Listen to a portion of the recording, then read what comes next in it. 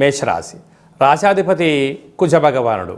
వీరికి తృతీయంలో దేవగురు బృహస్పతి వక్రగమన సంచార స్థితి, పంచమ స్థానంలో కేతు సంచార స్థితి ఉండగా విద్యార్థులకు ఇది పరీక్షాకాల సమయం అవ్వడం వలన ఏకాగ్రత, సత్ప్రవర్తన అవసరం అని చెప్పి గుర్తుపెట్టుకోగలగాలి.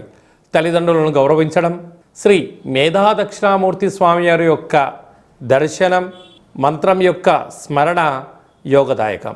అలాగనే వృత్తి, ఉద్యోగ, వ్యాపార రంగ కార్యక్రమాల్లో ఉండబడిన వారు కుబేరుడికి స్మరణ చేయడం వలన వారికి అనంత ధనలాభం కలుగుతుందని చెప్పి గమనించాలి.